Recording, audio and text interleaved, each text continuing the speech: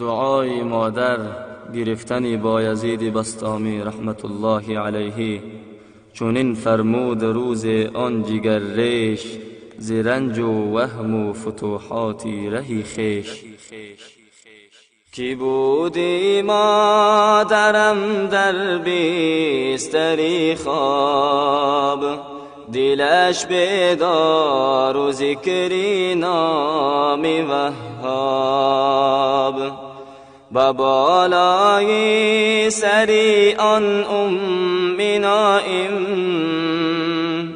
به دستم کوزه‌ای پر آب قایم. زی وهمی که مبادا آب گوید، مرا بردادنی آبش بجوید. زی وهمی که مبادا آب گوید، مرا بردادنی آبش بجوید. چونان کردم در آن شب انتظارش، دو دستم میده شد دل بیقرارش. چونان کردم در آن شب انتظارش، دو دستم میده شد دل بیقرارش. با وقتی فجر شد از خواب بیدار، کی بودی تشنه لب آن آب تیار. بنوشید آب گفت ای نیک فرزند، نیاسایی دم تو ای جگربند. بنوشید آب گفت ای نیک فرزند، نیاسایی دم تو ای جگربند. شبی تار درازی کو زبردست، چرا ننشستی ای شیدای سرمست. شبی تار درازی کو زبردست، چرا ننشستی ای شیدای سرمست.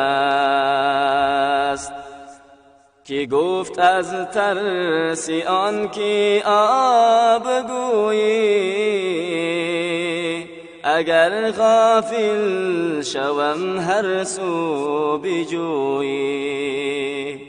کی گفت از ترس آن که آب گویی، اگر غافل شوم هر سو بجویی.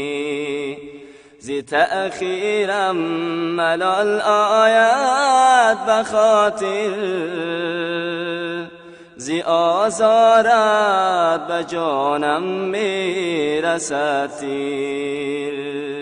زی تأخیرم ملال آید بخاطر، زی آزارت به جانم میرسد تیر. از آن دل یابی او در سحرگاه، کشاده شد دری اسرار الله. میسر شد مرادی دل به حالت، شدم مستغرقی فیضان وحدت. نگر راه و رویش ای سالکی راه، شکستی رنگی آن شیرانی درگاه. همان کی در ره توحید بشتافت ز پاس دل به آخر مدعا یافت. همان کی در ره توحید بشتافت ز پاس دل به آخر مدعا یافت. به آداب و سلوکی او عمل کن به سوی مدعا سعی و جدل کن. به آداب و سلوکی او عمل کن